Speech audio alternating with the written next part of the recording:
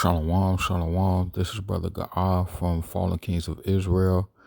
The title of this lesson is going to be called, first of all, I want to give all honor, praise, and glory to Heavenly Father Yahweh and His Son Yahweh Shah Mashiach, which is the anointed Savior in the Paleo Hebrew. The title of this lesson is going to be called, We Must Go Back to the Diet of Our Forefathers, the Dietary Law of Leviticus. So the dietary law of Leviticus gives us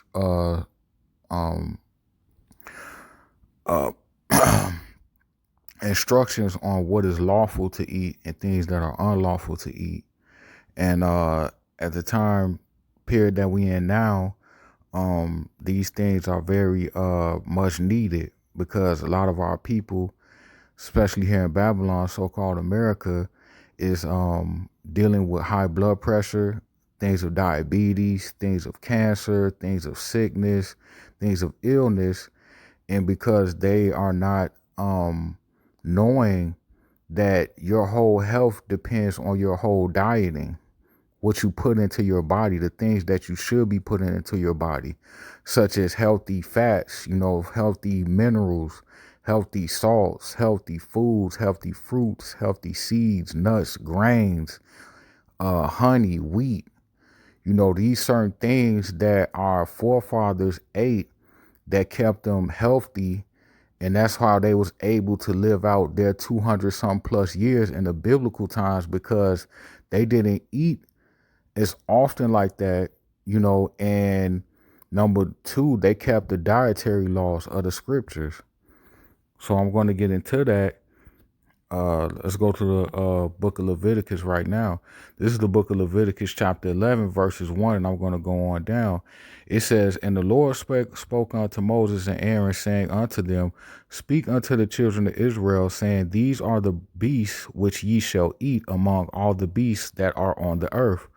Whatsoever parteth the hoof and is cloven footed and cheweth the cud among the beasts, that shall ye eat.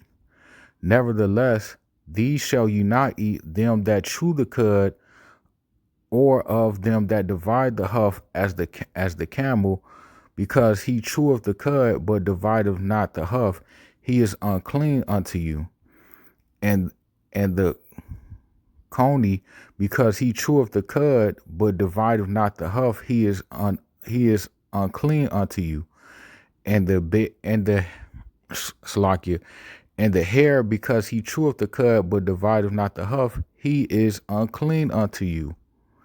And the swine, though he divide the hoof, and he cloven footed, yet he cheweth not the cud, he is unclean to you. Of their flesh shall you not eat, and their carcass shall you not touch. They are unclean to you. Yeah, and that's another thing, man. When the Lord told us not to eat these things, and according to scriptures, you're not even supposed to touch these animals. The so-called pigs, like after they're dead, like how the meat is slaughtered and then it's cooked, or the animal is dead and then they slaughtered and it's prepared. You're not even supposed to touch these animals, according to the scriptures. Not even supposed to touch the pork. Not even touch the pork. Not even after the animal is dead and it's been slaughtered and it's been served and presented to you. You're not even supposed to touch that. You're not even supposed to touch it, according to what we just read. Okay, and it says, Of their flesh shall you not eat, and their carcass shall you not touch. They are unclean to you. These shall you eat of all that are in the waters. Whatsoever have fins and scales in the waters, in the seas, and in the rivers, them shall you eat. And all that have not fins and scales in the seas, in the rivers, and all of the moves in the water, that move in the waters, and of any living thing which is in the waters, they shall be an abomination unto you. They shall even be an abomination unto you. Ye shall not eat of their flesh, but ye shall have their carcasses in abomination. Whatsoever has no fins nor scales in the waters, that shall be abomination unto you.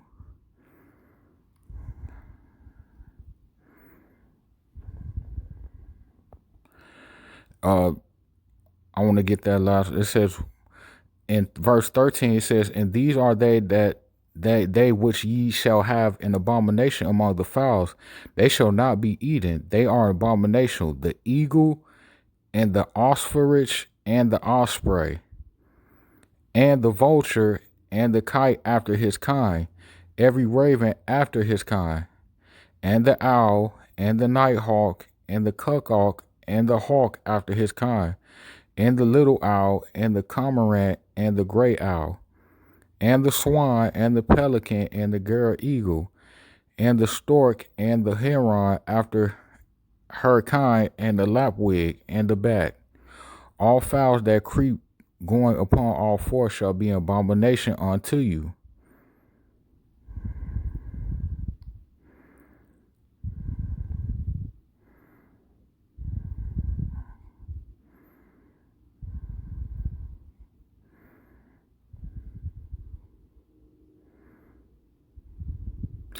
And these yet, verse 21 it says, yet these may yet eat of every flying creepy thing that goeth upon all four, which have legs above their feet to leap without upon the earth. Even these of them ye may eat, the locust after his kind, and the bald locust after his kind, and the beetle after his kind, and the grasshopper after his kind. But all other flying creeping things which have 4 feet shall be an abomination unto you. For these ye shall be unclean. Whosoever touches the carcass of them shall be unclean until the evening. So certain things, man, you're supposed to put in your body, and certain things you're not supposed to put in your body. And the main thing here in America where people put in their body is the abominations that we just spoke of, concerning the law in Leviticus chapter 1 verse, chapter 11 verse going all the way down. Many of them people have in Babylon. It's not just Babylon. They have it all over the world where people eat the creepy creatures that's in the waters that's supposed to be clean to filter the waters. This is why you're not supposed to eat shrimp. This is not why you're not supposed to eat crab. This is why you're not supposed to eat oysters. This is why you're not supposed to eat scallops, because these things were meant to filter the waters to keep them clean. Now, if people would follow that law and just leave those creepy creatures in the water and let them filter the waters, every water in America would look like Tanzania water.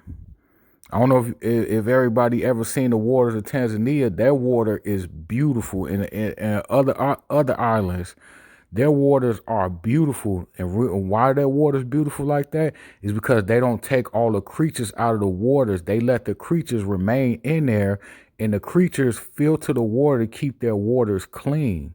That's what they were made for, to keep the waters clean, not to eat. And when Yahweh Shai was here, they kept these laws. When our forefathers that was here back in the ancient time, they kept these laws. And they didn't eat all type of meats, man. They ate specific meats. But mainly, their go-to was the fish and the lamb and venison. But venison was really like if you were like wealthy in those ancient times. That's really like if you was wealthy. But our main goal as the Israelite man, woman, and child, the main things which could be consumed is if you choose to eat meat. I know certain people that say but the life is a balance.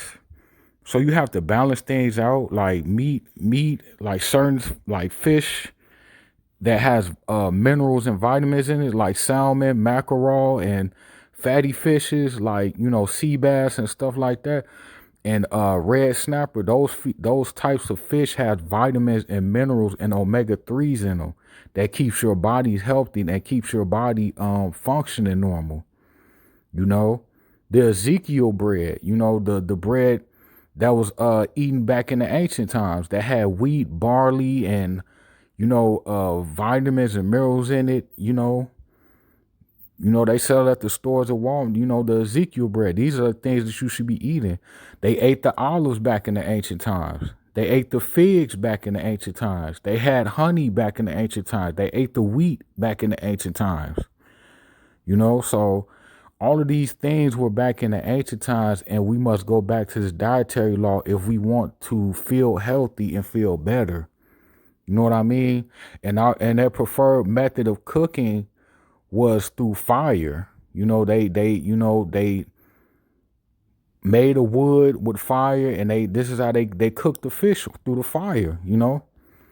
So your main method should be of cooking should be baked or through fire on a grill or smoke. This is how our ancestors ate back in those times. And they didn't eat every day.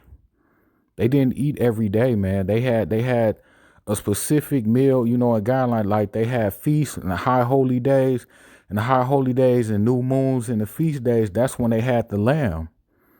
But lamb and the fish should be your main dietary law, and the fruits and vegetables, man. That should be your main dietary law for every Israelite man, woman, and child. You know, um, I want to go over that on this AI. What it says. It says the dietary laws in Leviticus found in chapter 11 specifically which animals are clean to eat and which are unclean for the Israelites. Clean land animals must have a split hoof and chew the cud, such as cattle and sheep, which unclean ones like pigs and camels do not meet their criteria. Clean water creatures must have both fins and scales, prohibiting shellfish and fish like sharks and catfish. The laws also list specific predatory birds, bats, and most insects as unclean, with with expectations for edible locusts and grasshoppers. Yeah, and locust was something that was eaten back in the biblical times for the Israelites sometimes because our people couldn't afford things, so they was poor. So locusts and honey was what they ate.